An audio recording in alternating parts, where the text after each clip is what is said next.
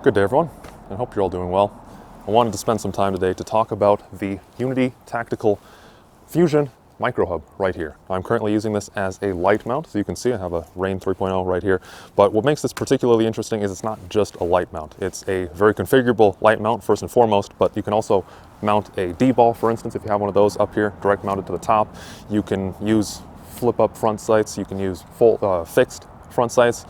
And there's just a whole bunch of different configurations you can do with how the light is mounted here. However, I do think that there are some very niche applications, for example, with how I have it mounted to this handguard here, where it really does shine quite a bit. So if you'll notice here, not to spend too much time on it, but you can see that I have actually mounted this to the 12 o'clock and have it going almost towards the 3 o'clock, not quite, but just right here. And the reason for that is that I'm using one of the HK civilianized HK handguards, which means that it is the most useless configuration possible because H-key is already proprietary and hard to come by, but then the parts where you would ever want to mount anything up here cannot mount anything at all. So I'm stuck to using things on the 12 o'clock rail. So if you have something like that, like this exact handguard, or if you have some of the kind of the transitional era types of handguards, for example, like LWRC, I know that they have the proprietary rail segments, or if you have like an older Geissele 416 handguard back when they had the rail segments that would bolt on there, then something like this is a really good way to get around that and still mount to areas that would otherwise be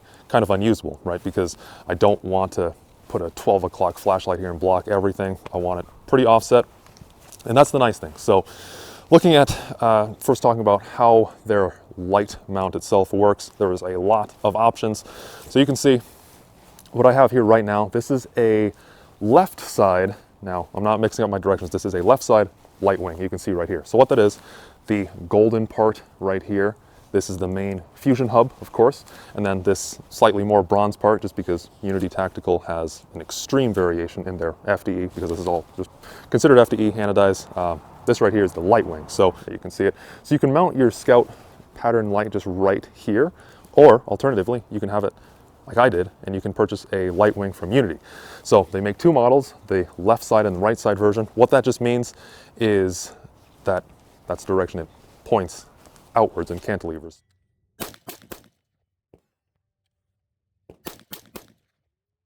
You can, of course, reverse it, which is what I did. So I put my left side light wing on the right, flipped it backwards, just so that way I can put the fusion hub all the way to the end of the rail and still mount my sling mount behind it back here, as you can see, because again, I'm limited to just the 12 o'clock rail on this handguard.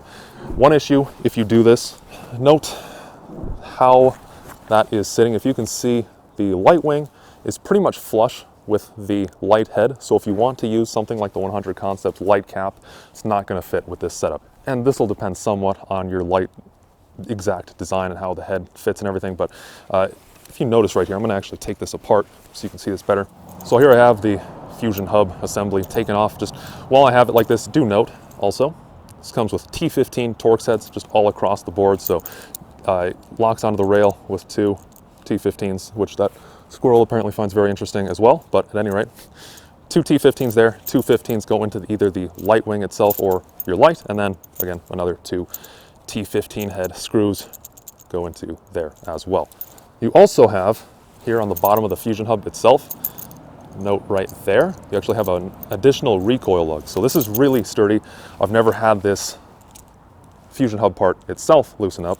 I would say, however, if you want to mount the light wing, to maybe put some extra, for example, Vibratite or blue Loctite, whichever you prefer, put that onto the light wing screws, because I torqued this all to spec, but mine actually did loosen up. You can see right here. I didn't just loosen this up, it's been like that. And I'll just hold this part so it's not distracting, but you can see how it's flexing and giving right there. So yeah, I'm gonna retorque this after the video.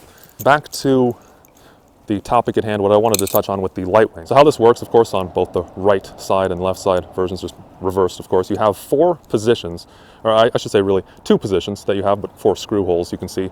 So how this works, you could either slide your light to these two currently back positions with how I have this oriented, or you can move it to the forward ones like I have it now, and just get a little bit more granular adjustment compared to only being able to mount it in just one area.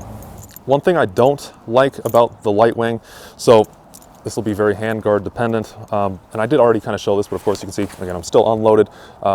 So You can see there the handguard profile. If I could just kind of rest this back on where it would sit if I had it tightened down, you can see there's a lot of standoff between the light and the side of the handguard.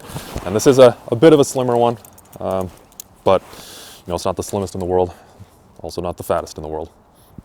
If you have some of the old quad rails, I believe this was kind of built around the older quad rails. This will probably fit a lot closer to your rail.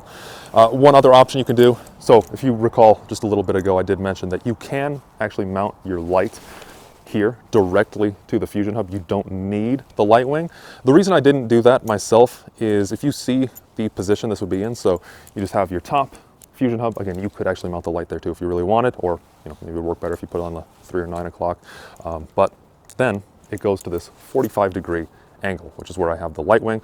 The problem is if you put the actual light in there, I just personally don't like that position. Where it puts it is pretty much right here. It sticks up, you can really see it in your line of sight, even with the elevated optic as I have right here.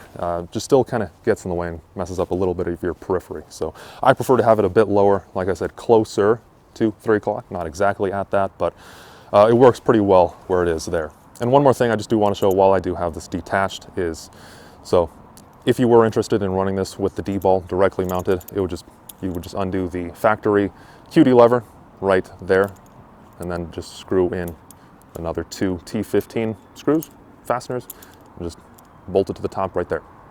Now I haven't tested this myself with a D-ball.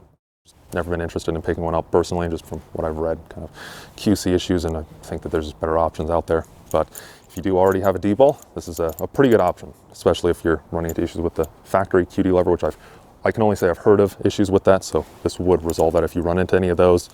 And it would, of course, sit way lower on the rail compared to having that pretty big factory mount.